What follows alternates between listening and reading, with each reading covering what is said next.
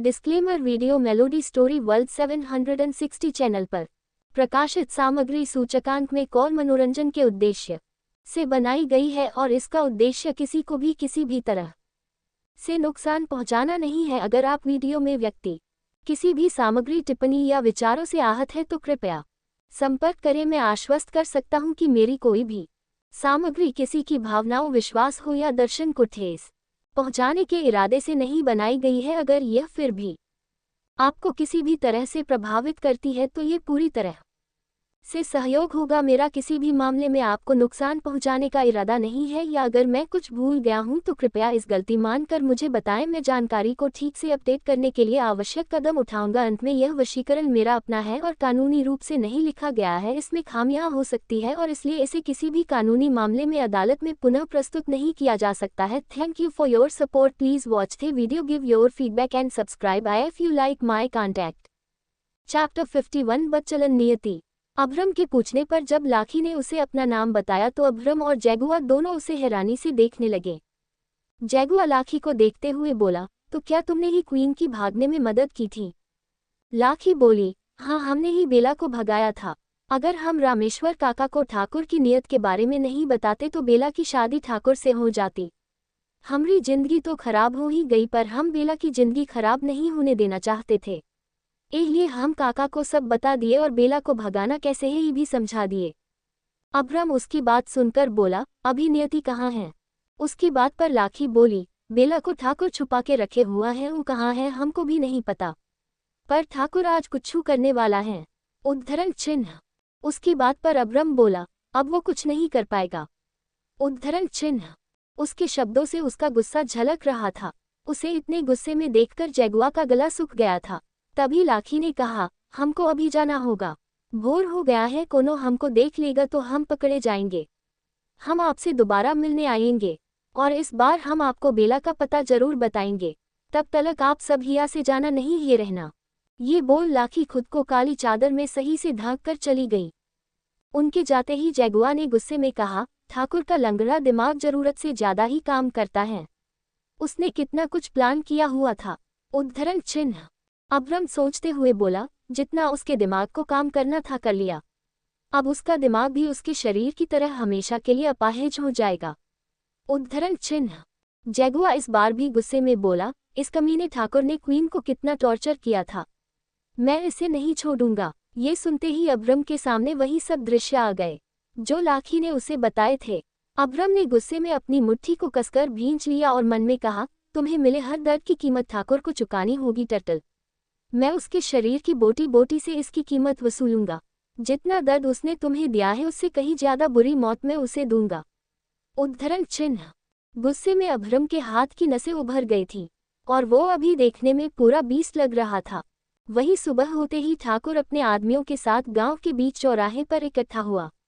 चकिया और हरिया ने सभी गांव वालों को इकट्ठा किया।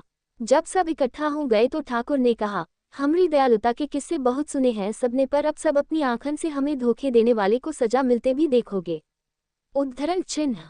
ये सुनते ही सभी गांव वालों में खुसर फुसर शुरू हो गई। ठाकुर साहब को किसने धोखा दिया? कौन है जिसने ठाकुर साहब से गद्दारी की? इसी तरह कई सारी बात भीड़ में गूंजने लगी। गांव वालों की भीड़ में लक्ष्मी और रामेश्वर जी भी खड़े थे और बाकी सबकी तरह वो भी यही सोच रहे थे। तभी ठाकुर की आवाज ने सबको शांत कर दिया और ठाकुर ने अपनी बात को जारी रखते हुए आगे कहा, 3 महीना पहले की बात तुम लोगन भूल गए होंगे, पर हम नहीं भूले।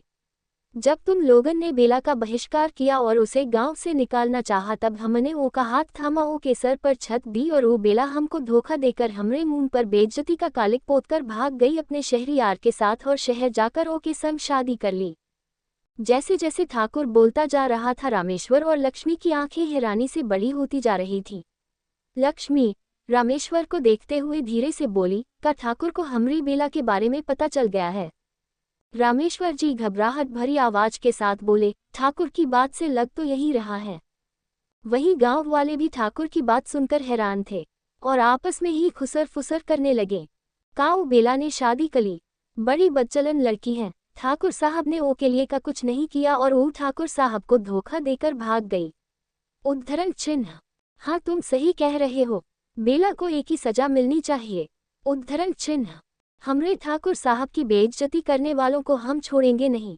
भीड़ में ऐसी ही कई सारी आवाजें गूंज गई। तभी ठाकुर ने अपनी बात को जारी रखते हुए आगे कहा, पर वो शहर जाकर भी हमरी नजरन से बच नहीं पाए।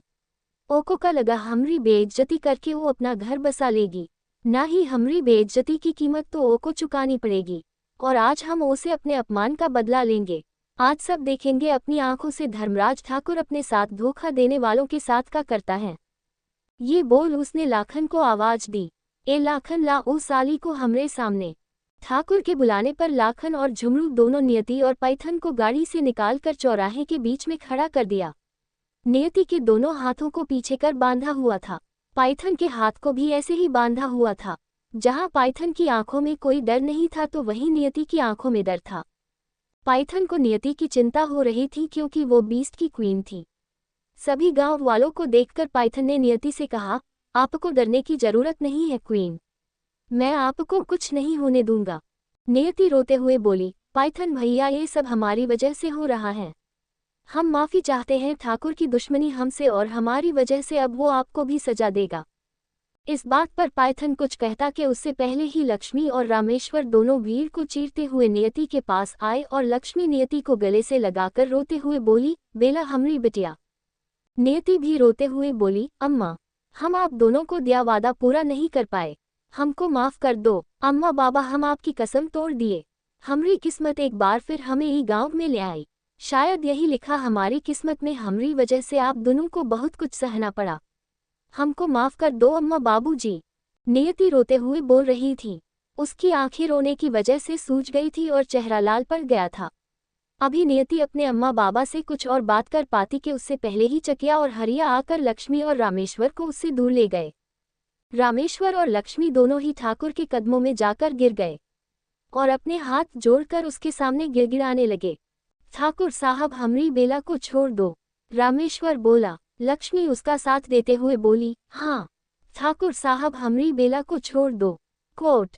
ठाकुर नियति के शादी कर लेने से बहुत गुस्से में था और आज वो उससे बदला लेना चाहता था, इसलिए उसे किसी पर भी दया नहीं आ रही थी, नियति पर भी नहीं जो उसके मन मंदिर में बसी थी।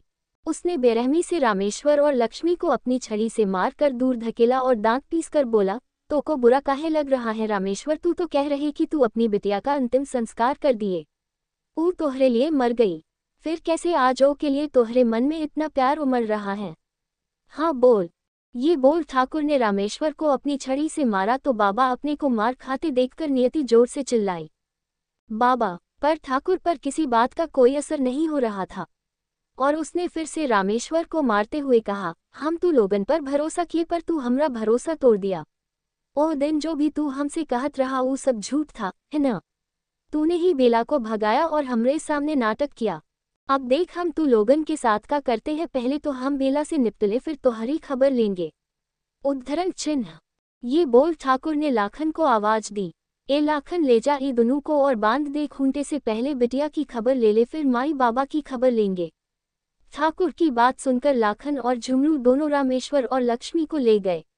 बेला रोते हुए अपने अम्मा बाबा को जाते हुए देख रही थी। तभी ये देखकर पाइथन ने पूछा, क्वीन ये आपके पेरेंट्स हैं? नियति ने कहा, हाँ ये हमरे अम्मा बाबा हैं, आज हमरी वजह से दोनों ही हालत में हैं। फिर पाइथन उसे समझाते हुए बोला, क्वीन आप फिक्र मत करिए, आपके पेरेंट्स को कुछ नहीं होगा, बीस्ट उन्हें बचा लेंगे और हमें भी कुछ नहीं होगा, बीस्ट बस आते ही होंगे। उद्धरण चिन्ह। नियति उसकी बात पर कहना चाहती थी कि ठाकुर ने उसे मार दिया है और अब उन्हें कोई नहीं बचा सकता, पर उसने पाइथन से कुछ नहीं कहा और रोती रही। उसकी आंखों के सामने अब्रम का चेहरा आ गया, उसके साथ बिताया एक एक लम्हा नियति की आंखों के सामने तैर गया और उसने अपनी आंखें बंद कर ली। उसकी आंखों से आंसू की धारा बहने लगी। अब्रम का चेहरा अभी भी उसकी आंखों के सामने था। तभी ठाकुर तेज आवाज में गांव वालों से बोला, ईद कोड़ी की लड़की जिसे हम अपनी ठकुराइन बनाना चाहते थे वो अपने यार संग भागकर जो पाप की है वो की सजा हम चाहते हैं तुम सभियों को दो।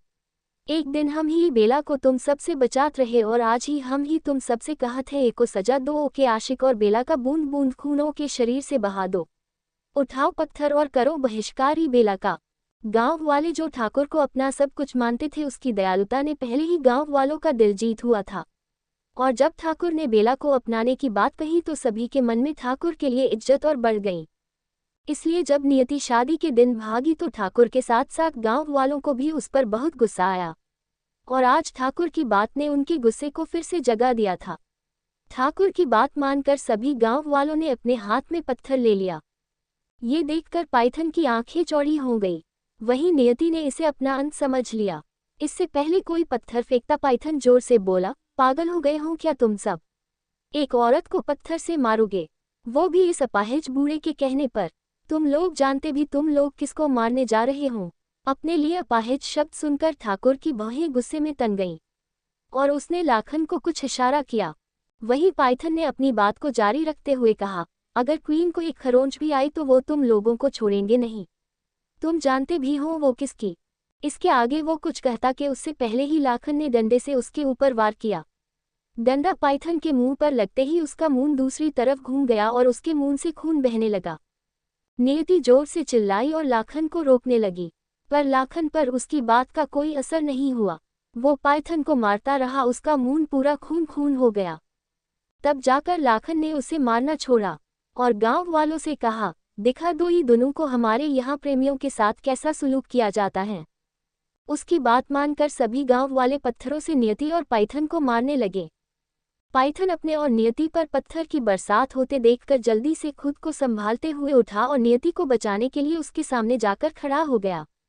गांव वालों के द्वारा फेंके जा रहे पत्थर पाइथन को घायल कर रहे थे, पर पत्थर की बरसात चारों तरफ से हो रही थी, इसलिए पाइथन चाहकर भी नियति को बचा नहीं पा रहा था। पाइथन पहले से ही बहुत घायल था और अभी लाखन ने मारकर उसे और घायल कर दिया था, और गांव वालों के द्वारा फेंके जा रहे पत्थरों से वो और घायल हो गया था। पाइथन और ज्यादा देर तक अपने पैरों पर खड़ा नहीं रह पाया और वो बेहोश होकर नीचे गिर गया। उसके गिरते ही नियति पर पत्थर पड़ने लगे और उसके सिर से खून बहने लगा। हाथ बंधे होने की वजह से वो खुद को बचा भी नहीं पा रही थी। उसके शरीर के हर हिस्से पर पत्थर लग रहे थे। बेला अब दर्द से और भी ज्यादा रोने लगी थी। खून की धारा उसके माथे से बहकर चेहरे से होते हुए गले से उतरकर उसके कपड़ों को भीगो रही थी। नियति का शरीर पत्थरों से घायल हो गया था। उसे इतना दर्द देने के बाद भी जैसे ठाकुर का मन नहीं भरा था, और तभी उसने गांव वालों को रोक दिया। उसकी आवाज सुनते ही सभी गांव वाले रुक गए, और तभी ठाकुर ने कहा, चकिया, हरिया, झुमरू, लाखन, इंतजाम कर, आज हम अग्नि देवता को एक ही बलि चढ़ाएंगे। कोट। ये सुनते ही गांव वाले चौंक गए। क्या ठाकुर साहब बेला को जिंदा जला देंगे? एक आदमी ने कहा। इतने में ही दूसरा आदमी बोला, अरे सही हो रहा है, बेला के साथ जैसे कर्म होंगे वैसे ही सजा मिलेंगी। कोट। इसके बाद फिर आगे किसी ने कुछ नहीं कहा, और चकिया, हरिया, झुमरू, लाखन ने नियति के आसपास लकड़ियां बिछा दी। उसकी सांसें भारी हो गई और आंखें भी बोझल हो गई थीं। वो अपनी बोझल आंखों से सब देख सुन रही थी, पर उसमें इतनी हिम्मत नहीं थी कि वो कुछ बोल सके। लाखन ने एक लकड़ी में आग लगाकर उसे ठाकुर को दे दिया। ठाकुर कुटिल मुस्कान के साथ नियति को देखने लगा और उसे देखते हुए बोला, तुझे जलते हुए देखकर हमरे कलेजे को ठंडक मिलेगी। तेरा बाप बोल रहा था ना कि तेरा अंतिम संस्कार कर दिया, तो चल उसकी ये इच्छा हम सच में पूरी किए देते हैं। आखिरी इच्छा। ये बोल ठाकुर ने उस जलती हुई लकड़ी को फेंक दिया। उस लकड़ी की आग ने तुरंत ही बाकी की लकड़ियों में भी आग लगा दी, और जल्द ही आग की लपटों ने चारों तरफ से नियति को घेर लिया। आग की ऊंची उठती लपटें नियति के शरीर को झुलसा रही थीं। वो दर्द में जोर जोर से चिल्लाने लगी। क्या ये नियति का अंत है? क्या ठाकुर आज नियति की जान ले लेगा? क्या अभ्रम को नियति के बारे में सही टाइम पर पता चल पाएगा? क्या वो नियति को बचा पाएगा? जानने के लिए पढ़ते रहिए बीस्ट का क्रूर अवतार। नियति का शरीर आग की लपटों के बीच झुलस रहा था। ठाकुर और सभी गांव वाले उसे जलते हुए देख रहे थे। ठाकुर की मुस्कान नियति की चीखें सुनकर उसे आग में तड़पते देखकर और गहरी होती जा रही थी। आग की ऊंची लपटों से उड़ी चिंगारी ने नियति के साड़ी के पल्लू में आग पकड़ ली और उसकी साड़ी जलने लगी। ये देखकर नियति की आंखें खौफ से बड़ी हो गई। उसे ये अपना अंत लग रहा था। फिर उसने अपनी आंखें बंद कर ली और अपनी मौत का इंतजार करने लगी। आंखें बंद करते ही एक बार फिर उसकी आंखों के सामने अभ्रम का चेहरा आ गया और उसने मन में ही खुद से कहा, हम भी आ रहे हैं आपके पास वन। तभी उसके कानों में एक जानी पहचानी आवाज गई, तुम्हें आने की जरूरत नहीं, मैं खुद तुम्हारे पास आ गया हूँ टर्टल। ये सुनते ही नियति ने धीरे से अपनी आंखें खोली। उसकी भीगी आंखों के सामने अभ्रम खड़ा था। अभ्रम को देखते ही उसने कांपते होठों से धीमी आवाज में कहा, आप क्या हम मर गए हैं? उसका बचकाना सवाल सुनकर अभ्रम को हंसी आ गई और उसने होठों को तिरछा कर कहा, तुम जिंदा हो टर्टल और मैं भी। मैं तुम्हें मरने नहीं दूंगा और न कभी तुम्हें खुद से दूर जाने दूंगा। उद्धरण चिन्ह। ये कहते हुए अभ्रम ने अपने सख्त हाथ नियति के गाल पर रख दिया। उसकी छुअन को महसूस करते ही नियति ने आह भरी। उसकी आंखों से 2 बूंद आंसुओं की धारा बह गई और अभ्रम ने उसके गाल को सहलाते हुए उसके आंसू पोंछे और उसके हाथ खोलने लगा। थोड़ी देर पहले ठाकुर के हवेली से अपने आदमियों के साथ निकलते ही लाखी मौका पाकर अभ्रम के पास चली गई और उसे सब बताने लगी कि ठाकुर नियति के साथ क्या करने वाला है। उसने ठाकुर और लाखन की सारी बातें सुन ली थी और वर्ड टू वर्ड वो सारी बातें उसने अभ्रम को बता दी। लाखी की बातें सुनकर अभ्रम ने कसकर अपनी मुट्ठी को भींच लिया और रूड वॉइस में बोला, मेरे हाथ खोलो। उसका गुस्सा और उसकी टोन सुनकर लाखी के रीढ़ की हड्डी तक कांप गई। वो अपनी जगह खड़ी रही, उसके पैर नहीं उठ रहे थे। लाखी को स्टैच्यू बने देखकर जैगुआ समझ गया था कि वो अभ्रम को बीस्ट के रूप में देखकर डर गई है और तभी जैगुआ ने उससे कहा, लाखी हमारे हाथ खोलो। कोट। उसकी बात सुनकर लाखी अपने सेंस में आए और जल्दी से अभ्रम के पास जाकर उसके हाथ खोलने लगी। फिर उसने जैगुआ का भी हाथ खोल दिया। दोनों उठे और बाहर जाने लगे, पर तभी अभ्रम ने दरवाजे के पास रुककर कहा, तैयारी कर लो, ठाकुर की चिता आज ही जलेगी। उद्धरण चिन्ह। ये सुनकर लाखी हैरान रह गई और वो अपनी फटी फटी आंखों से उसे देखने लगी। वहीं अभ्रम अपनी बात पूरी कर चला गया था। जब वो गांव के चौराहे पर पहुंचा तो वहां भीड़ लगी थी। अभ्रम भीड़ को चिरता हुआ बाहर निकला तो नियति को आग की लपटों के बिच पाया। उसकी साड़ी में लगी आग को देखकर अभ्रम की आंखें गुस्से और उसे खो देने के डर से बड़ी हो गई। उसने वहीं रखी बाल्टी को उठाया और उसमें भरे पानी को आग पर फेंक दिया। जैगुआ भी जल्दी जल्दी आग बुझाने में लग गया था। ये सब इतनी जल्दी हुआ कि गांव वालों को कुछ समझ नहीं आया। उन्हें तो ये तक नहीं पता था नियति को बचाने ये अचानक से कौन सा गया। उनके बीच से ही एक आदमी निकलकर रामेश्वर के पास चला गया और उससे बोला, रामेश्वर कोनो शहरी तोहरी बिटिया को बचाने आया है। ये सुनकर रामेश्वर और उसकी पत्नी दोनों खुश हो गए। रामेश्वर के कहने पर उस आदमी ने उसके हाथ खोल दिए और वे तीनों भी चौराहे पर आ गए। जहां गांव वाले हैरान थे वहीं ठाकुर अभ्रम को घूर कर देख रहा था। उसने लाखन को इशारा किया और लाखन अभ्रम के पास चला गया। वहीं अभ्रम आग बुझाकर नियति के पास चला गया। Present time. नियति के हाथ खुलते ही वो बिना किसी की परवाह किए झट से अभ्रम के गले लग गई और सिसक कर रोने लगी। उसने भी नियति को अपनी बाहों के घेरे में ले लिया और अपना ब्लेजर उसे पहना दिया। वहीं जब लाखन अभ्रम पर वार करने को हुआ तो जैगुआ बीच में आ गया और उसने लाखन के वार को रोकते हुए उसे लात मारी। जैगुआ ठाकुर के आदमियों से लड़ने लगा। वहीं सभी गांव वाले इस नज़ारे को देखकर एक बार फिर से खुसुर फुसुर करने लगे। अरे अब ये कौन आ गया? कोट। रामेश्वर की बेटी तो बड़ी ही चरित्रहीन निकली। कोट। और नहीं तो का देखो, जे के संग भागी हुआ बेसुध पड़ा है और अपने दूसरे आशिक के गले लगे हुई है। इसको तो लाज शर्म है ही ना जाने शहर से और कितने आशिक अपने पीछे लाए हैं। उद्धरण चिन्ह। अपनी बेटी के बारे में ऐसी बातें सुनकर रामेश्वर और लक्ष्मी दोनों को ही गुस्सा आ रहा था, पर अभी उन दोनों का सबसे ज्यादा ध्यान अपनी बेटी पर था।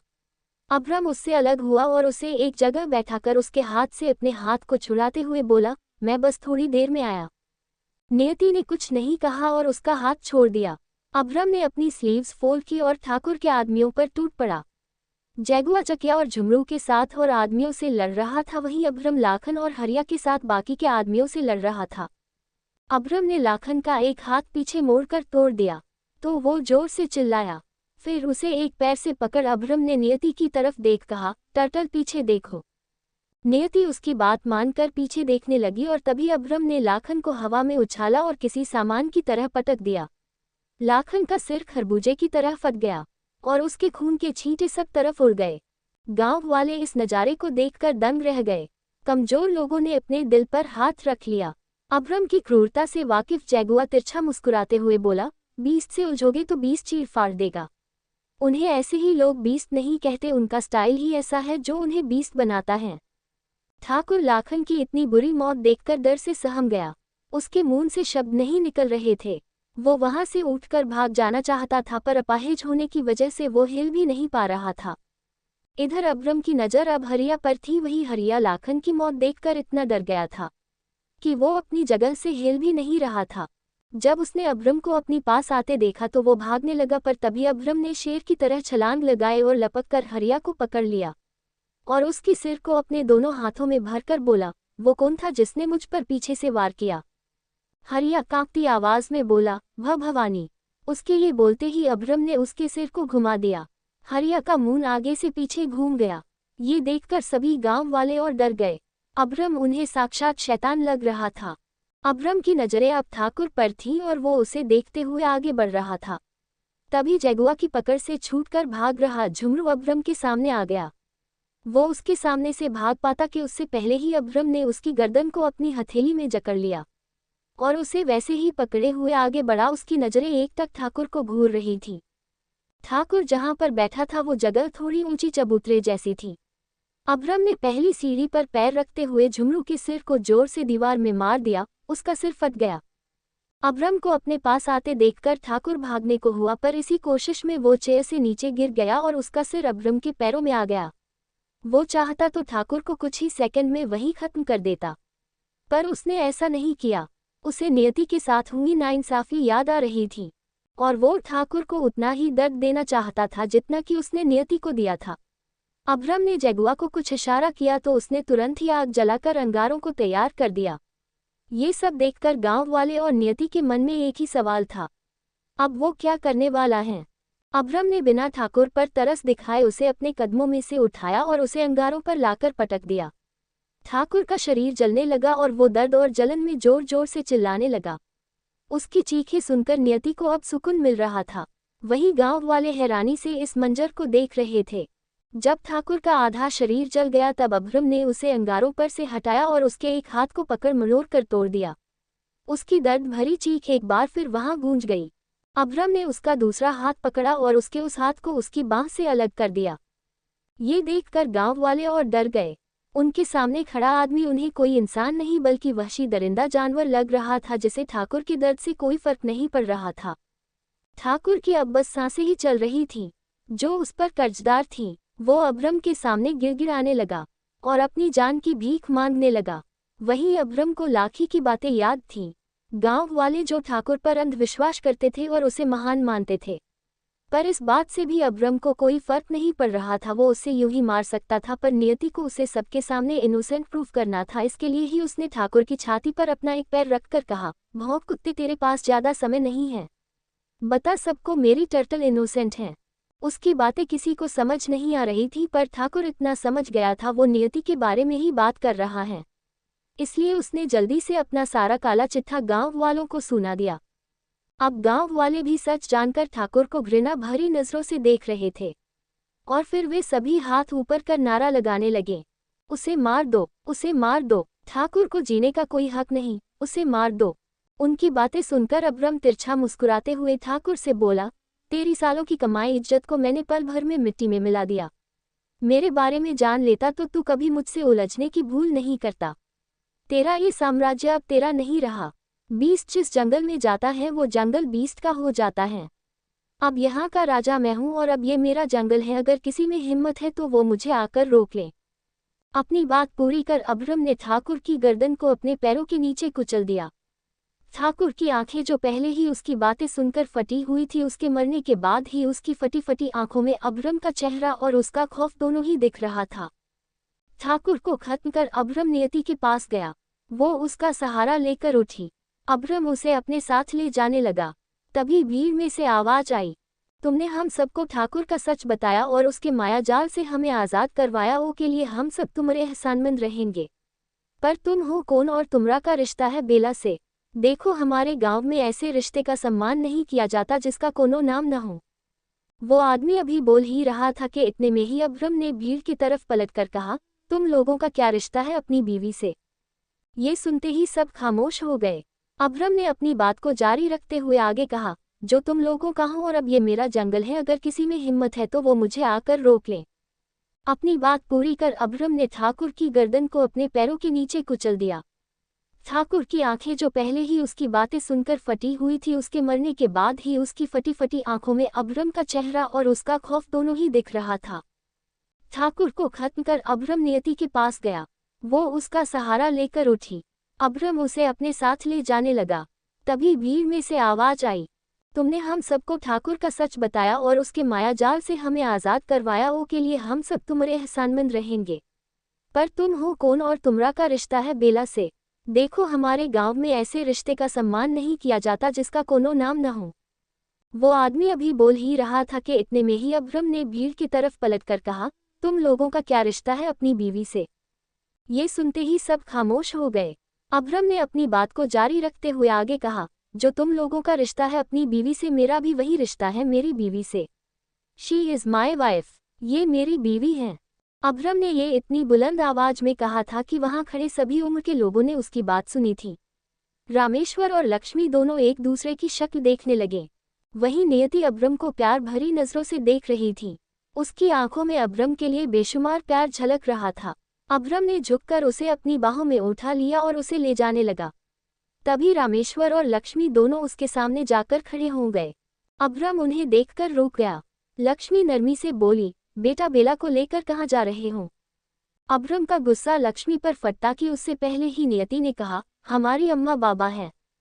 उसकी बात सुनकर अब्रम नॉर्मल हुआ और तभी रामेश्वर जी ने कहा, शाम ढाल है गई है, बेटा बेला को घर ले चलो। अब्रम ने बिना कुछ कहे सिर हिला दिया और उनके पीछे पीछे चलने लगा। जैगुआ ने भी पाइथन को अपने कंधे पर उठा लिया और वो भी अब्रम के पीछे चला गया। वे लोग जब नियति के घर पहुंचे तो उसका छोटा घर देखकर जैगुआ बोला, क्या हमारी ववीन पहले यहीं रहती थी? क्वीन ने भी कितना सादा जीवन जिया है, तभी तो वो इतनी मासूम है और हमारे बीस्ट वो उतने ही कोयल हैं। वहीं उधर भवानी को ठाकुर के मरने की खबर मिल गई थी। भवानी अपने आदमियों के साथ काली पहाड़ी के पीछे था। उसने ठाकुर की मौत की खबर सुनकर कहा, ओ को तो यमराज के दर्शन अब हम कराएंगे। क्या करेगा अब भवानी अब्रम के साथ? क्या अब्रम भवानी तक पहुंच पाएगा? नियति का सच जानकर क्या अब्रम का नजरिया उसके लिए बदल जाएगा? जानने के लिए पढ़ते रहिए। मेरी जरूरत बन गई हूँ। गांव में कोई हॉस्पिटल नहीं था, वहां कोई प्रोफेशनल डॉक्टर भी नहीं था, इसलिए गांव में मरीजों का ट्रीटमेंट एक मध्यम उम्र से थोड़ी ज्यादा उम्र के वैद्य ही सभी का ट्रीटमेंट करते थे। उन्हें ज्यादातर जानकारी जड़ी बूटियों की थी, पर थोड़ी बहुत जानकारी उन्हें अंग्रेजी दवाइयों की भी थी। उनका नाम शशिवर था और वो अभी नियति के घर पर थे। पाइथन और नियति का ट्रीटमेंट वही कर रहे थे। जड़ी बूटियों का लेप लगाकर शशिवर जी ने अब्रम और जैगुआ दोनों के सिर पर पट्टी लपेट दी थी और नियति का ट्रीटमेंट कर वो पाइथन के जख्मों पर लेप लगा रहे थे। पर पाइथन अभी भी बेहोश था। अब्रम और जैगुआ दोनों वहीं खड़े थे। अब्रम और जैगुआ का फोन टूट गया था, इसलिए वे लोग टाइगर से कांटेक्ट नहीं कर पा रहे थे। वही टाइगर भी पिछले एक दिन से अब्रम से बात न हो पाने पर चिंता में था। उसने एक बार फिर अब्रम को फोन मिलाया तो इस बार भी उसका फोन नॉट रीचेबल गया। ये सुनकर उसने गुस्से में अपना फोन वाला हाथ झटका और फ्रस्ट्रेशन में खुद से बोला, समझ नहीं आ रहा है बीस्ट से कांटेक्ट कैसे करूं? किसी का फोन क्यों नहीं लग रहा? क्या वे सब ठीक होंगे? खुद से बात करते हुए वो सोचने लगा। पर तभी आस्था उसके पास आए और टाइगर के कंधे पर हाथ रखते हुए बोली, क्या हुआ बेटा? साहब और नियति से बात हुई क्या? टाइगर आस्था की तरफ देखते हुए बोला, नहीं आंटी, मेरी किसी से बात नहीं हुई। समझ नहीं आ रहा है क्या करूं? बीस्ट ने मुझे यहाँ रहने के लिए कहा है, पर कल से मेरी किसी से बात नहीं हुई। पता नहीं वहाँ बीस्ट और सब कैसे होंगे। मैं वहाँ जाना चाहता हूँ, पर बीस्ट की परमिशन के बिना वहाँ कैसे जाऊँ? उसकी बात सुनकर आस्था बोली, देखो बेटा, अगर तुम जाना चाहते हो तो चले जाओ, क्या पता साहब को तुम्हारी जरूरत पड़े। टाइगर बोला, पर आंटी कैसे? बीस्ट की परमिशन के बिना मैं कैसे? आस्था उसे समझाते हुए बोली, मैं जानती हूँ बेटा, तुम साहब की परमिशन के बिना नहीं जाना चाहते, पर अगर उन्हें सच में तुम्हारी जरूरत हुई तो? उद्धरण चिन्ह। ये बात सोचने वाली थी। टाइगर आस्था की बात सुनकर सोचने लगा था और फिर उसने डिसाइड करते हुए कहा, आंटी मैं वहां जाऊंगा। इनफैक्ट मैं अभी वहां जा रहा हूँ। आप और शीला आंटी अपना ख्याल रखना। मैं कर्मा को बोल दूंगा, वो यहाँ आ जाएगा। उद्धरण चिन्ह। ये बोल टाइगर अपने रूम में चला गया। वहीं आस्था ने मन ही मन खुद से कहा, है भगवान मेरी नियति और साहब का भला करना। वहीं उधर गांव में नियति कमरे में अपने बिस्तर पर लेटी हुई थी। उसके जख्मों पर लेप लगा था और उसके सिर पर पट्टी बंधी हुई थी। अभ्रम एक खंबे से टिककर अपने दोनों हाथ बांधे खड़ा था, उसकी नजरें नियति को निहार रही थी। अभ्रम के चेहरे पर इस वक्त कोई भाव नहीं था, पर अभी उसकी आंखों में, मन में, दिमाग, सब जगह सिर्फ नियति ही थी। वो उसे बड़े ध्यान से देख रहा था। ऐसा लग रहा था जैसे अभ्रम की सख्त नजरें नियति के चेहरे से लेकर उसके पूरे वजूद को टटोल रही हो। और तभी उसने नियति को देखते हुए ही मन में कहा, मैं कितना गलत था और यही सोचता रहा कि तुम्हें मेरे किसी दुश्मन ने भेजा है। पर टर्टल, तुम तो खुद अपने दुश्मनों से भाग रही थी। मैंने तुम्हें मिसअंडरस्टैंड किया टर्टल। तुम वो थी ही नहीं जो मैं तुम्हें समझ रहा था, पर अब तुम मेरी जरूरत बन गई हो। तुम मेरे लिए बहुत जरूरी हो। अभ्रम उसे देखते हुए खुद से बात कर ही रहा था कि तभी दरवाजे पर दस्तक हुई। उसने तिरछी नजरों से देखा तो वहां लक्ष्मी खड़ी थी, उसके हाथों में एक कटोरी थी। न जाने क्यों पर अभ्रम से लक्ष्मी को डर लगता था, शायद इसलिए कि उसने अभ्रम की क्वालिटी को अपनी आंखों से देखा था। उसने बिना अभ्रम की आंखों में देखे कहा, वैद्य जी ने कहा है बेला के जख्मों पर ये लेप लगाने से ओ के जख्म जल्दी भर जाएंगे। अगर आप बाहर जाते तो हम ही लेप। इसके आगे लक्ष्मी कुछ कहती कि उससे पहले ही अभ्रम ने उसके पास आकर कहा, मुझे दीजिए, ये मैं उसे लगा दूंगा। कोट। लक्ष्मी ये सुनकर चौंकी थी, पर अभ्रम को ना कहने की हिम्मत उसमें नहीं थी, और वो नियति का पति भी था, इसलिए बिना कोई सवाल किए लक्ष्मी ने उसे लेप वाली कटोरी दे दी। कोट। वो जैसी ही कटोरी देकर जाने के लिए मुड़ी कि तभी दरवाजा बंद होने की आवाज उसके कानों में गई। लक्ष्मी ने मुड़कर बंद दरवाजे को देखा और फिर वहां से चली गई। वहीं अभ्रम लेप लेकर नियति के पास आ गया। इस बीच वो उसे ही देख रहा था और उसने एक बार भी अपनी पलकें नहीं झपकाई थी। अभ्रम उसके पास बैठ गया और चांद की हल्की रोशनी में चमक रहे उसके चेहरे को देखने लगा। खिड़की खुली होने की वजह से ठंडी हवा का झोंका बार बार कमरे में आ रहा था और उस हवा के झोंके से नियति के बाल बार बार उड़कर उसके चेहरे पर आ रहे थे। अभ्रम उसे देखते हुए तिरछा मुस्कुराया और एक हाथ से उसके बालों को एक तरफ करने लगा। उसकी उंगलियां जब जब नियति की कोमल त्वचा को छूती उसे एक अलग ही एहसास होने लगता और उसका दिल जोर से धड़कने लगता। शायद ऐसा इसलिए हो रहा था कि अब उसके सामने नियति की असली पहचान थी। वो उसकी कोई दुश्मन नहीं थी जो उसे चोट पहुंचाने आए हों।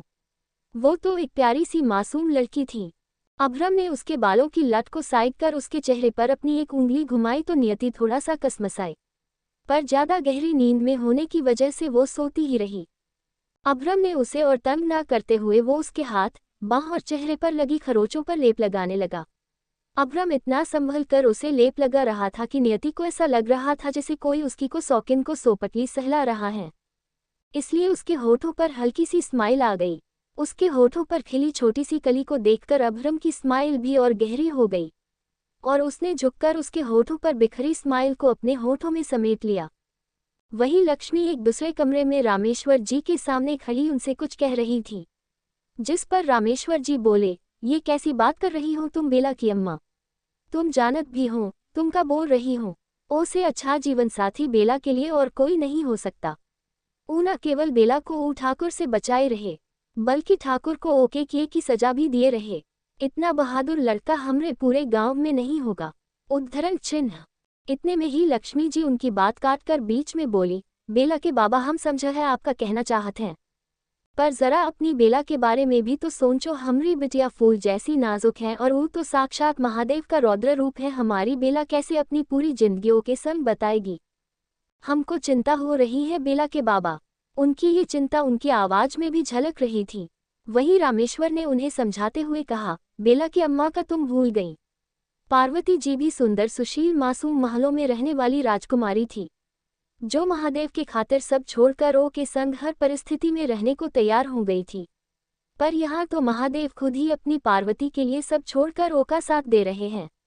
हमें तो उसे ज्यादा अच्छा जीवन साथी हमरी बेला के लिए कोनो और लागत ही नहीं। उद्धरण चिन्ह। रामेश्वर की बातों ने लक्ष्मी के मुंह पर खामोशी का ताला लगा दिया था, पर उसे बेला और अभ्रम के रिश्ते की चिंता अभी भी हो रही थी। वही कमरे में अभ्रम नियति के बगल लेटा हुआ था। आज पूरे 2 दिन बाद उसे नियति का साथ मिला था। उसने अपने एक हाथ से नियति को अपनी बाहों में भरा हुआ था और उसका दूसरा हाथ उसके सिर के नीचे था। नियति की गर्म सांसें उसके नेक पर पड़ रही थी जो अभ्रम को बेचैन कर रही थी। उसने तिरछी नजरों से उसे देखा और फिर उसने नियति को अपनों बाहों के घेरे में और भी गहराई से भर लिया। वहीं नियति उसकी बाहों में सुकून से सो रही थी। उसने अपने दोनों हाथों की मुट्ठी में कसकर उसकी कॉलर को पकड़ा हुआ था। फिर अब्रम ने उसके माथे को चूम कर धीरे से अपनी आंखें बंद कर ली और मन में बोला, कल हम वापस जा रहे हैं टर्टल। वही जैगुआ जो अब्रम के कहने पर भवानी के बारे में पता करने गया हुआ था, पर उसे भवानी की कोई खबर हाथ नहीं लगी थी। उसने गांव के कुछ लोगों के साथ मिलकर पूरा गांव छान मारा था, पर उसे भवानी के बारे के कुछ पता नहीं चला था। उसे लग रहा था शायद भवानी हवेली में छुपा होगा। यही सोचकर वो हवेली भी गया था, पर उसे वहां भी कोई नहीं मिला, सिवाय इसके कि ठाकुर की पत्नियां उसकी मौत का शौक मना रही थीं। थक हार कर जैगुआ वापस नियति के घर गया और बरामदे में बैठकर सोचने लगा, आखिर ये भवानी छुपा कहाँ है। साला पीछे से वार करता है, बस एक बार मिल जाए, फिर बताता हूँ उसे मर्दों वाली लड़ाई कैसी होती है। उद्धरण चिन्ह। फिर उसने खुद से ही मन में बात करते हुए आगे कहा, पर ये साला भवानी होगा कहाँ? कहीं वो ठाकुर के मरने की खबर सुनकर गांव छोड़कर तो नहीं भाग गया? नहीं नहीं, इतनी जल्दी नहीं भाग सकता। पर वो जा कहाँ सकता है? जैगुआ अभी खुद से बात कर ही रहा था कि तभी वहां लक्ष्मी आ गई और उससे बोली, बेटा बिस्तर लगा दिए हैं, जाओ जाकर आराम कर लो। ये सुन जैगुआ उठते हुए बोला, थैंक यू आंटी। ये बोल वो चला गया। वही लक्ष्मी उसकी बात पर सोचते हुए खुद से बोली, आंटी ही कौन है? फिर कुछ देर सोचने के बाद सिर झटक कर बोली, होगी कोनो। हम काहे इतना सोच रहे हैं? ये बोल वो भी चली गई। सभी गांव वाले अपने अपने घरों में सो रहे थे। रात का तीसरा पहर चल रहा था कि तभी गांव में कुछ लोग आए। वे सभी भवानी के आदमी थे और उनमें कुछ ठाकुर के आदमी भी थे जो ठाकुर के बहुत वफादार थे और उन्हें ठाकुर की मौत का बहुत गहरा सदमा लगा था। भवानी ने उनके कान अच्छे से भर दिए थे और वे सभी उसके कहने पर गांव के घरों में आग लगाने आए थे। सभी आदमी घरों पर केरोसिन ऑयल छिड़क रहे थे और एक आदमी उन्हें ऑर्डर दे रहा था। उसका नाम कालिया था। कालिया ने सब पर अपना हुक्म झाड़ते हुए कहा, अच्छे से काम करो, एक भी घर बचना नहीं चाहिए, गांव का हर एक घर जलना चाहिए। नियति का कोई इरादा नहीं है उसे छोड़ने का। तो अब्रम ने उसकी कमर पर धीरे से पिंच किया। उसे लगा जैसे उसे किसी चिंटे ने काटा हो और फिर उसने जल्दी से अब्रम की कॉलर को छोड़ दिया और अपनी कमर को सहलाने लगी। वहीं अब्रम उसे देखते हुए तिरछा मुस्कुरा दिया। वो अभी भी नींद में थी, इसलिए करवट लेकर सो गई। अब्रम उठकर बाहर आ गया। आंगन में उसे कोई नहीं दिखा सिवाय अंधेरे में जैगुआ के, जो आंगन में ही खटिए पर फैलकर सो रहा था, और एक मच्छर का झुंड जो उस पर टूट पड़ा था। जैगुआ उनसे नींद में ही लड़ाई कर रहा था। वो पट पट खुद को ही मारे जा रहा था। उसे एक नज़र देखकर अब्रम ने सिर हिला दिया और वापस से कमरे में जाने लगा कि तभी अचानक से वो रुक गया। उसने महसूस किया एक अलग सी स्मेल हवा में घुली हुई है और तभी उसके मुंह से निकला, ये तो केरोसिन ऑयल है। उद्धरण चिन्ह। अब्रम तेजी से घर से बाहर निकला तो अपने सामने का नज़ारा देखकर चौंक गया। ऐसा क्या देख लिया अब्रम ने कि वो चौंक गया?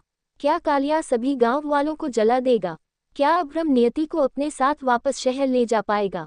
जानने के लिए पढ़ते रहिए भवानी का अंत और पिशाचिनी का सच। अब्रम तेजी से घर से बाहर निकला तो अपने सामने का नज़ारा देखकर चौंक गया। गांव के घरों में कोई आग लगा रहा था। ये देखकर अब्रम ने गुस्से में अपने हाथ की मुट्ठी कसी और एक आदमी जो नियति के घर के पास खड़ा घर में आग लगा रहा था, अब्रम ने उसके मुंह पर एक मुक्का मारा। वो आदमी दूर जा गिरा। हलचल होने पर सभी ने अब्रम की तरफ देखा और फिर उससे लड़ने लगे। कालिया दूर खड़ा था। उसने आग में अब्रम की हल्की झलक देखकर कहा, छोड़ना मत, इसे मार डालो साले को। उसकी ये बात अब्रम के कानों तक भी गई थी और फिर वो जिस आदमी से फाइट कर रहा था उसने उसी आदमी को उठाकर कालिया के ऊपर फेंक दिया और वो उस आदमी के साथ नीचे गिर गया। जो आदमी कालिया के कहने पर उससे लड़ने आ रहे थे, अब्रम गुस्से में उन्हें बुरी तरह मार रहा था। उसने एक आदमी का हाथ तोड़ दिया और दूसरे आदमी का पैर तोड़ दिया। फिर उसने एक आदमी की गर्दन को अपने हाथ के बीच दबाकर उसकी गर्दन को तोड़ दिया। कालिया उसे इतनी बुरी तरह से अपने आदमियों को मारते देखकर डर गया था और तभी उसने अब्रम का ध्यान भटकाने के लिए नियति के घर में आग लगा दी। अब तक जैगुआ भी हलचल सुनकर और हवा में घुली केरोसिन की खुशबू को सूंघकर उठ गया था। उसे घर के अंदर से ही आग की ऊंची उठती लपटें दिखने लगी थी। ये देखकर जैगुआ जल्दी से उठा और फिर बाहर निकला। अब्रम को कुछ आदमियों से अकेले लड़ते देखकर जैगुआ भी उसका साथ देने लगा। उसी पल गांव में एक शोर मचा और सभी अपने घरों से भागते हुए निकले। और अपने घरों की आग बुझाने में लग गए।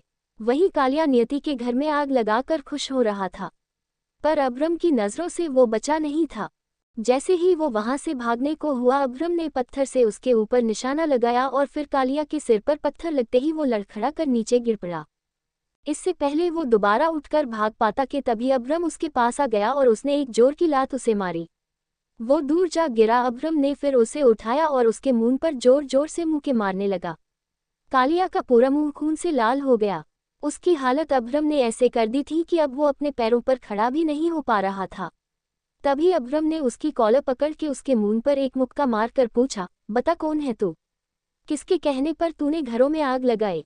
अब्रम की और मार खाने की हिम्मत कालिया में थी नहीं, तो उसने जल्दी से उसे सारा सच बता दिया।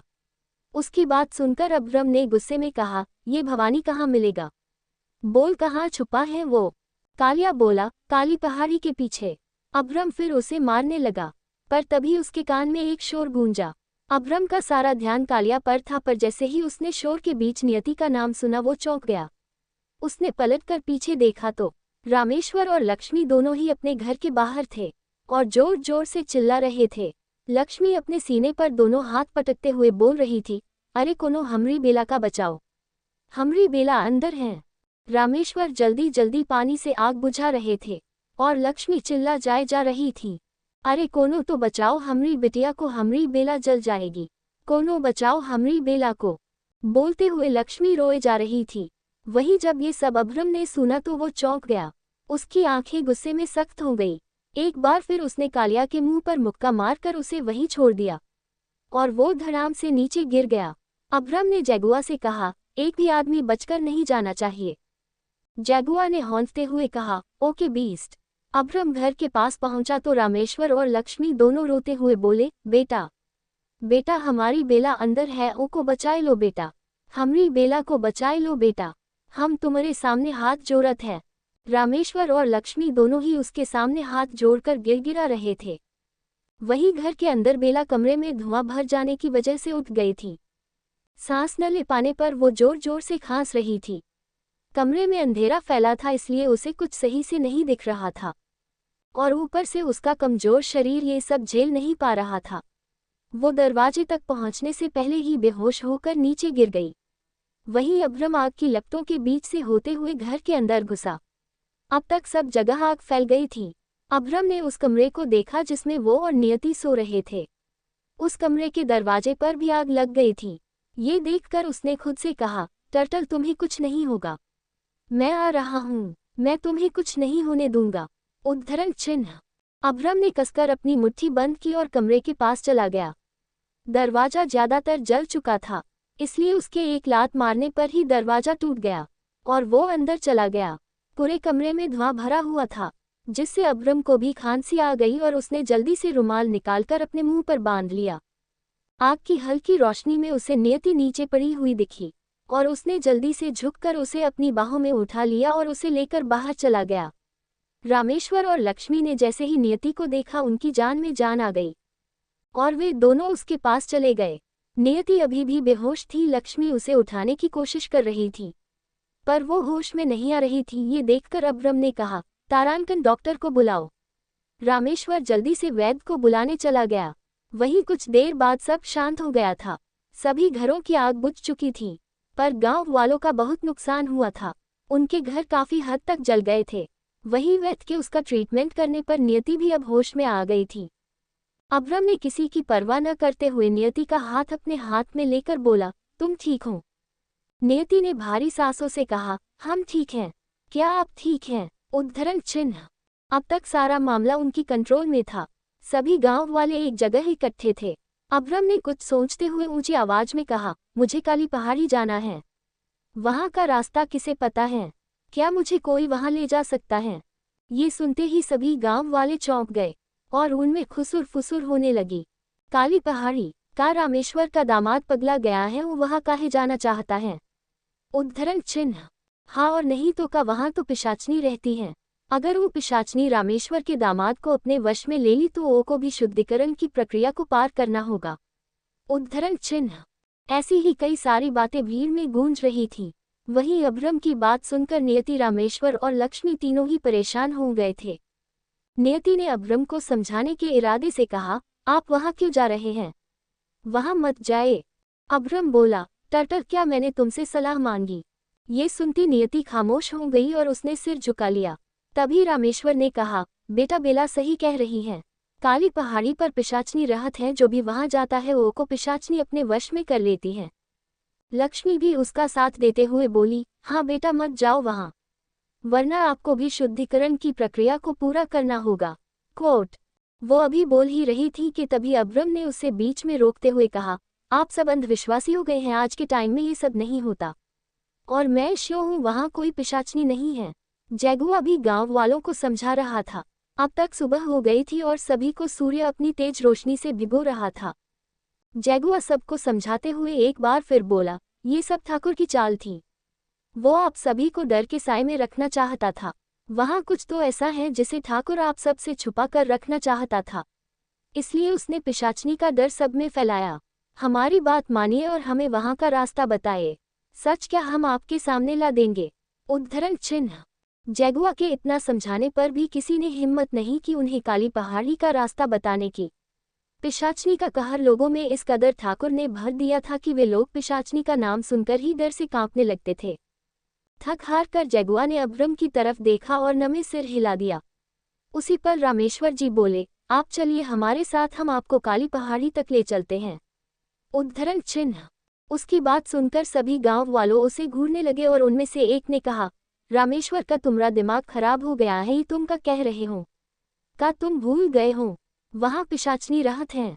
रामेश्वर जी गुस्से में बोले, हम कुछ नहीं भूले, बस अब हमको ठाकुर की कोनो बात पर भरोसा नाही। उ जो धोखा हमरी बेला के साथ किए रहे ओके बाद हम ठाकुर की कोनो बात पर भरोसा नाही करेंगे। और फिर किसी ने आगे कुछ नहीं कहा और रामेश्वर ने अब्रम से कहा, चलो बेटा।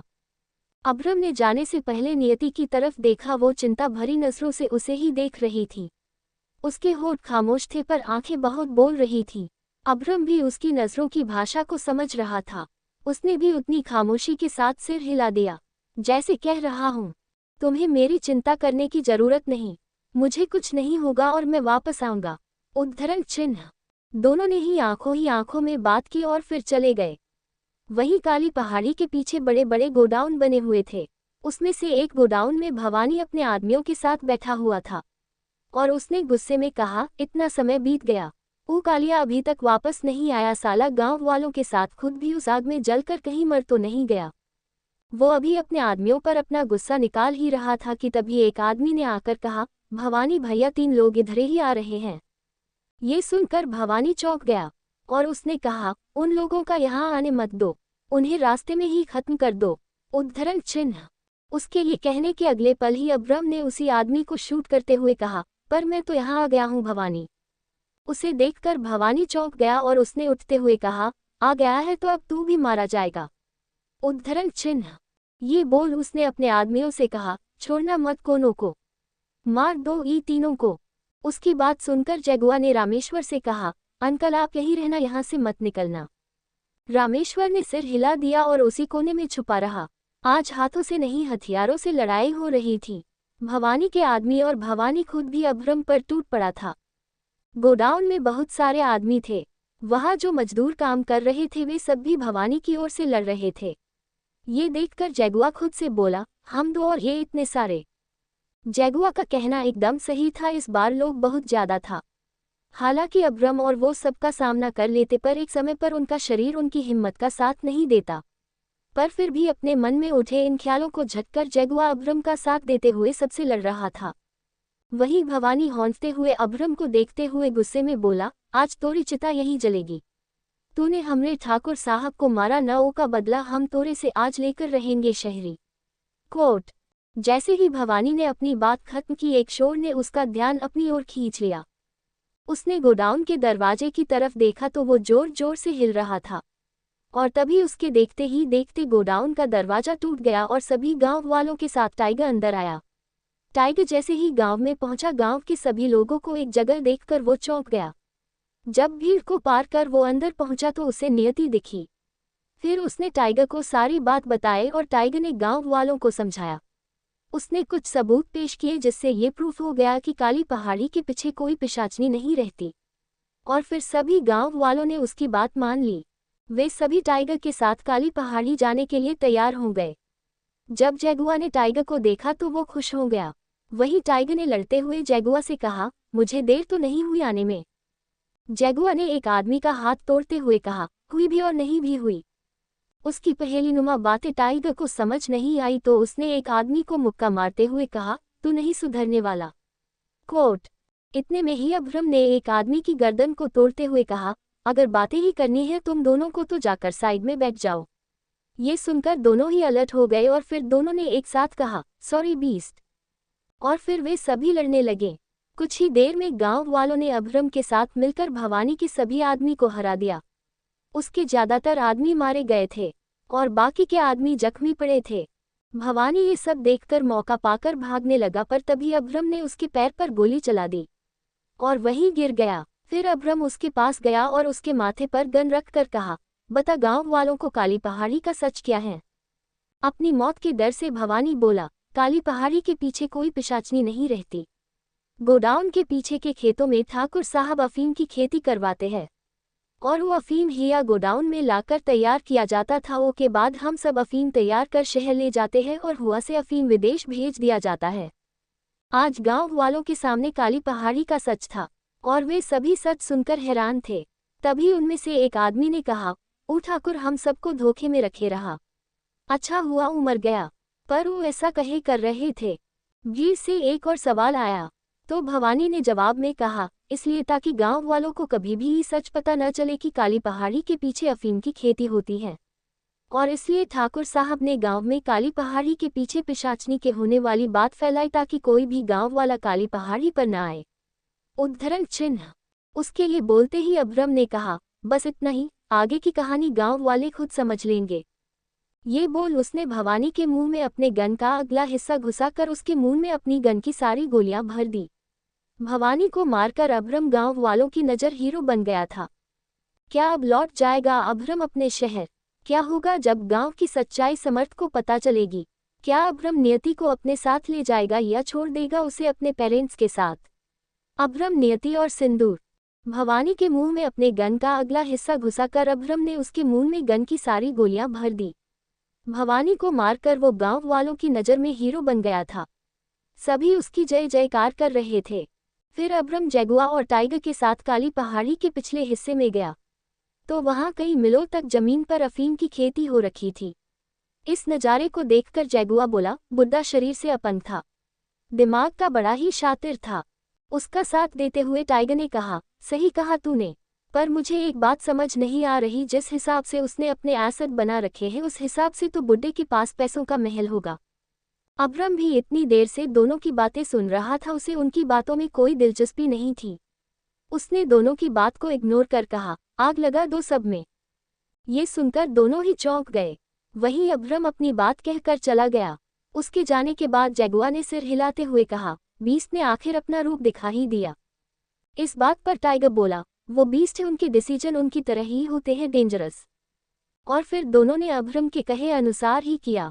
मीलों दूर फैले अफीम के खेतों में आग लगा दी गई। आग की लपटों से उठे धुएं ने नीले आकाश को भी काला कर दिया था। पर यह एक इंसानी रूप में छुपे जानवर की कहानी और उसके साम्राज्य का अंत था, जिसका अंत भी एक जानवर के हाथों ही होना लिखा था। अभ्रम जब घर आया तो देखा नियति अपनी अम्मा के साथ उसके ही वापस आने का इंतजार कर रही थी। जैसे ही उसकी नज़र अभ्रम पर गई वो जल्दी से उसके पास जाकर बोली, आप ठीक हैं? बाबा कहाँ है? तभी अभ्रम के पीछे से निकलकर रामेश्वर जी सामने आए और नियति से बोले, हम ठीक है बेटा। नियति उनके गले लग गई थी। लक्ष्मी भी उनके पास चली गई थी। अभ्रम ने तीनों को देखकर नियति से कहा, टर्टल तुम्हारे पास सिर्फ 20 मिनट है, रेडी हो जाओ, अगले 20 मिनट बाद हम जा रहे हैं। उसकी बात सुनते ही नियति चौंक गई और वो उसके पास आते हुए बोली, क्या कहा आपने? हम जा रहे हैं? पर क्यों हम? इतनी घबराहट में नियति अटक अटक कर बोल रही थी। वहीं अभ्रम के आगे बढ़ते कदम उसकी बात सुनकर रुक गए और उसने बिना किसी भाव के कठोर शब्दों में कहा, तुम चाहती हो मैं यहाँ रहूं? ये जगह मेरे रहने लायक है। अब मैं यहाँ एक पल नहीं रुकूंगा और अब आगे कुछ बोलने की सोचना भी मत। चॉइस इज योर्स टर्टल, अपनी मर्जी से या मेरी मर्जी से जाना तुम्हें मेरे साथ ही है। अभ्रम अपना फैसला सुनाकर जाने लगा। पर फिर 2 कदम आगे जाकर रुक गया और मुड़कर उसे देखते हुए बोला, अगर भागना चाहो तो भाग सकती हूँ, पर मुझे ठाकुर समझने की भूल मत करना। दुनिया की शुरुआत से लेकर अंत तक ही क्यों न जाना पड़े मुझे, पर मैं तुम्हें ढूंढ निकालूंगा। अब्रम की धमकी थी या उसका फैसला, जिसे सुनते ही नियति के पैर वहीं जम गए। वो नम आंखों से उसे जाते हुए देख रही थी। वहीं अब्रम की बात सुनकर लक्ष्मी और रामेश्वर दोनों उसके पास आ गए और लक्ष्मी उससे उसकी शादी के बारे में पूछने लगी। नियति की आंखों से आंसू बहने पर उसने जल्दी से अपने आंसुओं को साफ कर भारी आवाज में कहा, अम्मा हम अपनी शादी में बहुत खुश हैं। आपने देखा ना, वो हमारे लिए कुछ भी कर सकते हैं। ये सब जो उन्होंने किया वो हमारे लिए ही किया है। वो हमसे बहुत प्यार करते हैं, इसलिए हमेशा हमें अपने साथ ही रखते हैं। उद्धरण चिन्ह। नियति अपनी माँ पापा से अपनी शादी का सच, अपने रिश्ते का सच छुपाना चाहती थी। वो जानती थी उसके माता पिता पहले ही उसके लिए इतना कुछ सहन कर चुके हैं, अब और उसे दर्द में देखेंगे तो और परेशान हो जाएंगे। इसलिए उसने अपने रिश्ते को लेकर, अपनी शादी को लेकर उनसे झूठ कहा। वहीं उसके बाबा ने नियति की बात पर कहा, ये सब तो हम भी जानत है बेटा, दामाद जी तुमसे बहुत प्यार करत है। वो तुम्हारे लिए सारे गांव से लड़ गए। तुम अब जा रही हो बेटा, तो अपने नए जीवन में हमेशा खुश रहना। जितना दामाद जी तुम्हारा ख्याल रखते हैं, तुम भी उनका उतना ही ख्याल रखना। बिना मांगे ही शिव जी ने तुम्हें इतना अच्छा वर दिया है। हम तो जीवन भर तपस्या करते तब भी के जैसा वर तुम्हारे लिए नहीं ढूंढ पाते। उद्धरण चिन्ह। तभी बेला अचानक से रामेश्वर के गले लग गई और फूट फूट कर रोने लगी। लक्ष्मी ने प्यार से उसका सिर सहलाते हुए कहा, खुश रहो बेटा, सदा सुहागन रहो। तुम दामाद जी के घर की लक्ष्मी हो बेटा, तुम्हारे पर बहुत जिम्मेदारी होगी। अपनी जिम्मेदारियों को अच्छे से निभाना और तुम कोनो चिंता मत करना। हम और तुम्हारे बाबा तुमसे मिलने शहर आएंगे। फिर नियति अपनी अम्मा के गले लगकर रोने लगी और फिर कुछ देर बाद वे सभी जाने के लिए तैयार थे। पाइथन भी अब काफी हद तक ठीक हो गया था और अपने पैरों पर चल पा रहा था। जब नियति सबसे मिलकर जाने को हुई तो लक्ष्मी ने उसे रोक लिया। फिर उसके पास सिंदूर लेकर आए और अब्रम और उसे देखते हुए बोली, तुम्हारी अभी नई नई शादी हुई है, अभी तुम सिंदूर लगाना मत छोड़ो, वरना दामाद जी की जिंदगी को खतरा रहेगा। ई सिंदूर सौगान की निशानी होत है, एक को अपने मांग हमेशा सजा कर रखना बिटिया। अपनी माँ की बातें सुनकर नियति उनसे कहना चाहती थी, कैसी शादी अम्मा, जिसमें न 7 फेरे, न 7 वचन, न सिंदूर, न मंगलसूत्र, इन सब के बिना भी हम अगले 7 जन्मों के लिए इनसे जुड़ गए हैं, पर हम इस शादी को नहीं मानते। ये सब नियति ने अब्रम को तिरछी नजरों से देखते हुए मन ही मन खुद से कहा। वहीं लक्ष्मी ने अब्रम को देखते हुए कहा, बेटा इस सिंदूर को तुम अपने हाथों से बेला की मांग में भर दो। तुम दोनों का रिश्ता और गहरा और मजबूत हो जाएगा। फिर कोनो बुरी नजर तुम्हारे रिश्ते को नहीं लगेगी। उद्धरण चिन्ह। अब्रम ने इस बार भी इमोशनलेस होकर कहा, मैं इन बातों को नहीं मानता, पर आप कह रही है इसलिए आपकी बात का मान रख रहा हूँ। उद्धरण चिन्ह। ये कहकर उसने चुटकी से सिंदूर लेकर नियति की मांग भर दी। थोड़ा सा सिंदूर उसकी नाक पर भी गिर गया था, पर नियति ने इस पर ध्यान नहीं दिया और वो हैरानी से उसे देखती रही। टाइगर, जगुआ और पाइथन के साथ अपनी कार से चला गया। वहीं अब्रम नियति के साथ अपनी कार से जा रहा था। अपने माँ बाबा से बिछड़ने का दुख उसकी आंखों में अभी भी था। उसकी आंखों से बार बार आंसू बह रहे थे और वो बार बार अपनी आंसुओं को पोंछ रही थी, पर उसकी सिसकियां अब्रम को इरिटेट कर रही थी, या यूं कहें कि अब्रम को नियति का रोना अच्छा नहीं लग रहा था। उसे रोते देखकर उसे हट हो रहा था और फिर अब्रम ने अचानक से साइड में कार रोक दी। उसे गाड़ी रोकते देखकर उसके पीछे आ रहे टाइगर ने भी कार रोक दी और अब्रम की कार को देखते हुए बोला, ये बीस्ट ने अचानक से गाड़ी क्यों रोक दी। जगुआ भी उस ओर देखते हुए बोला, शायद बीस्ट की कार खराब हो गई है, तुझे जाकर देखना चाहिए। उद्धरण चिन्ह। ये सुन टाइगर ने उसे देखते हुए कहा, मुझे मरना थोड़ी ना है जो मैं जाऊंगा, तू जाकर देख। जगुआ ने अपनी हालत दिखाते हुए कहा, अबे साले कुछ तो शर्म कर, मुझे ऐसी हालत में भेज रहा है, ये नहीं कि खुद चला जाए। फिर दोनों ने पीछे बैठे पाइथन को देखा तो उसने जल्दी से कहा, मुझे चक्कर आ रहे हैं, मैं एक कदम भी नहीं चल सकता, अगर चला तो बेहोश होकर नीचे गिर जाऊंगा। टाइगर ने फिर जगुआ और पाइथन दोनों को देखकर कहा, एक से बढ़कर एक हो दोनों के दोनों। ये बोल वो गाड़ी से बाहर आ गया। वही गाड़ी के अंदर जगुआ और पाइथन दोनों ने एक दूसरे को हाई फाई दिया। वहीं उधर अब्रम के ब्रेक लगाते ही नियति को जोर से झटका लगा था और वो आगे की तरफ झुक गई थी। फिर उसने संभल कर बैठते हुए अब्रम की तरफ देखा तो वो उसे ही देख रहा था। पर उसकी आंखों में गुस्सा झलक रहा था। ये देखकर नियति डर से सहम गई और तभी अब्रम ने उसे देखते हुए कहा, 5 मिनट है तुम्हारे पास। Only 5 minute. जीतना रोना है, इन 5 मिनट्स में रो लो, क्योंकि अगर मेरे ड्राइविंग करते टाइम तुम रोई तो पनिशमेंट के लिए तैयार रहना टर्टल। ये सुनते ही उसने जल्दी से सिर हिलाया और अपने आंसू पोंछने लगी। फिर उसने अपनी घनी घनी पलकें तेजी से झपकाए और आंखों में ठहरी आंसुओं की बूंद को अपनी आंखों में ही कहीं कैद कर लिया। ये देखकर अब्रम ने कहा, गुड गर्ल टर्टल। पर तभी उसका ध्यान नियति की नाक पर गया। उसकी नाक सिंदूर से लाल थी। ये देखकर अब्रम ने टिश्यू पेपर लिया और अपनी सीट बेल्ट अनलॉक कर उसके ऊपर झुक गया।